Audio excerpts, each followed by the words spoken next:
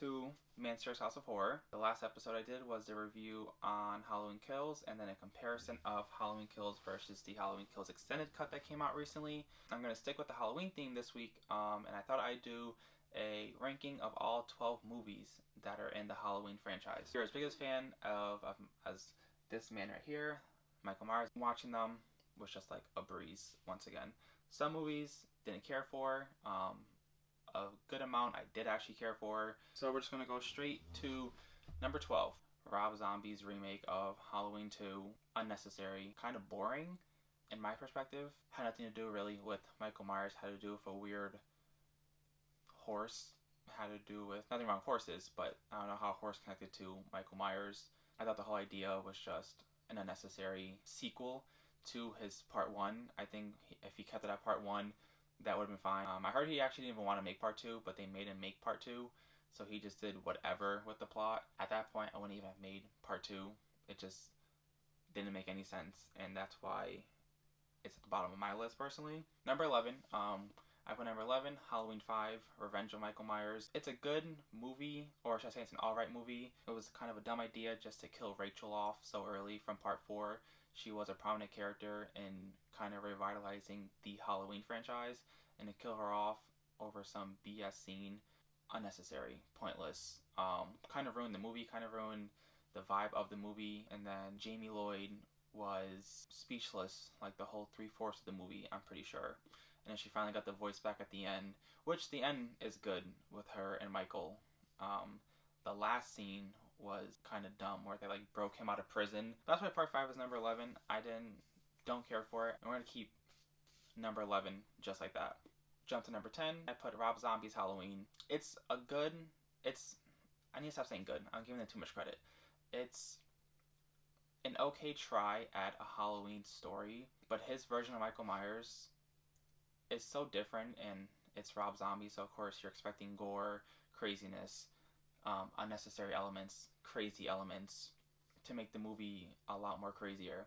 But to make Michael Myers this, obviously he's a killing machine, but they made him so gory that it was just kind of uncomfortable to watch. Number 9, we have Halloween 6, Curse of Michael Myers.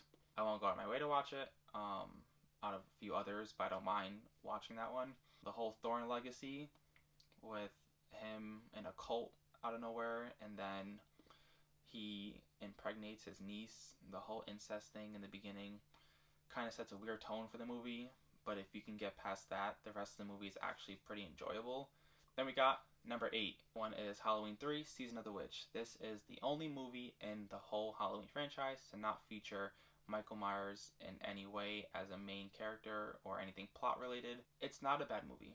It's, for something not containing Michael Myers, it's definitely something worth watching for every Halloween fan. That I will not deny. Alright, for number 7, we have Halloween Resurrection. This one I enjoy. I love the concept of online touring of a mass murderer's house. I think that's really cool and phenomenal, especially in the year 2002. Mind you, I was born like 5 years before that, but that's besides the point. It's a movie I can still enjoy to this day.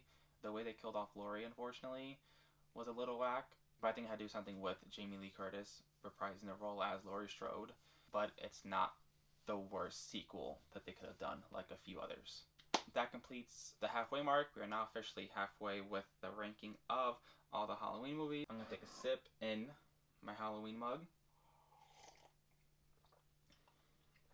It's not alcohol, I promise. Now we're going to go to number 6. That one I put Halloween 4, The Return of Michael Myers. This one was a good sequel in reintroducing Michael Myers into the Halloween franchise after Season of the Witch not having him, of course, at all. Rachel was great in the movie. She's the queen of the whole series. Rachel was great in the movie. She was a queen of the whole movie, and the beginning of part 5, she's amazing. It also introduces Michael Myers' niece, Jamie Lloyd, who is Laurie Strode's daughter in the movie. The way part 4 the ending also of part 4 is phenomenal. And then part 5 made it go in a different direction, which is kind of like, they could have set up Jamie Lloyd to be like a young version of Michael Myers since she is his niece, but they decided to then make him part of a cult and then make her not be able to speak for a majority of the movie. It was a weird take to jump from a great movie in part 4 introducing Michael and introducing the niece and a great plot, then to part 5, which just kind of like diminished all of that work. Number 5, we have Halloween 2. This is a solid sequel to the original Halloween. The whole hospital scene is phenomenal. I think horror movies and hospitals are done really well, especially the anticipation, the creepiness, all the aspects you can do in a hospital for a horror movie. The creativity is like beyond this world. This is one of my favorite sequels, even though they burnt Homeboy like a burnt crispy piece of toast. He still did his thing, slicing and dicing, even after getting shot 6 or 7 times by Dr. Loomis. I gotta get my little king hat because he is the king of horror. For number 4, this one took a little bit of debating back and forth, but I decided to go with Halloween H2O. This one is phenomenal. I watch this one like once every week. Now, I know it's number 4 on the list. You're probably thinking, why would I watch it once a week, but I have number 4? It's because the other ones on the list I watch more frequently. So they constantly do cool things, and I think they perfect them in a way that actually makes it super enjoyable. So H2O at the campus was actually very cool. The deaths were very good. Once again, did his thing 20 years later. He's old, aching, and still slicing these people up. So kudos to him, as always. We've now made it down to the top 3. For the third one, I have Halloween Kills. I actually did a review of that. That was my first video reviewing that movie, so if you want to go check it out, it would be the previous video. Should be the link in the bio as well. Halloween Kills, phenomenal. It's a perfect continuation of Halloween 2018 that came out a few years prior. He comes back with his vengeance. Doesn't hold nothing back, this movie. The kills are gruesome. The plot is good. The deaths are good. Number 2, we have Halloween 2018. That one is the direct sequel of Halloween 1978, so it's technically 40 years later after the events of the first movie. And with that one, that officially scratches Michael and Laurie being siblings, so I think that is a lot better than him targeting his sister. It's still weird that he's targeting his babysitter, like anyone would think, like, why 40 years later you're still targeting a babysitter, blah, blah, blah. If you watch the movie and you keep up with the original 2018 and Halloween Kills, it's kind of more of a deeper story than just him targeting someone 40 years later. But Halloween 2018, have it on Blu-ray, have it on DVD. The only one I didn't get, unfortunately, was a steelbook, but phenomenal sequel to the original Halloween. And with that, we're going to reveal the number 1 spot of my Halloween movie ranking. Like that? Is, of course, Halloween 1978. You can't touch the original. It is the epitome of horror. He is the epitome of a horror icon. Introduction to Michael Myers, Laurie Strode, Dr. Loomis, the holy trinity in a horror franchise. Literally, they are like the cult of horror movies. There's not one bad thing I can say about that movie. It is the movie I can watch 5 hours straight if I wanted to. I can be awake at the witching hour at 3 o'clock and still watch Michael Myers. I haven't put this guy up yet. I put him out just for the video so far. He gets put away when the videos aren't recording, so I have nothing to worry about. But this guy, actually, this one stays on the bed with me. This is adorable. I absolutely love this.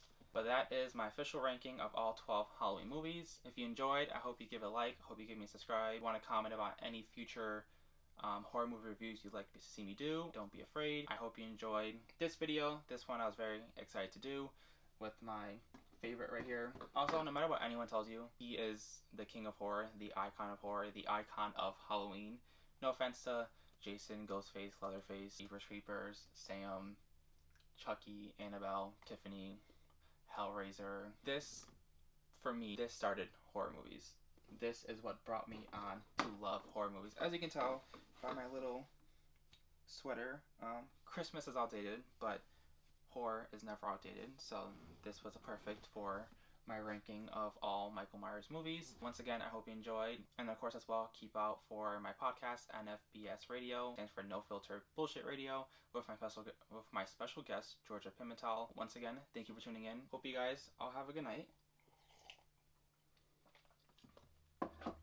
Stay spooky, stay wary, watch all the Halloween movies if you haven't, and if you have the time, or if you care to check them out. But I would say they're definitely worth checking out. Not all of them, of course, but they're worth checking out to your own discretion. But besides that, stay spooky, have a good night. Talk to you guys later.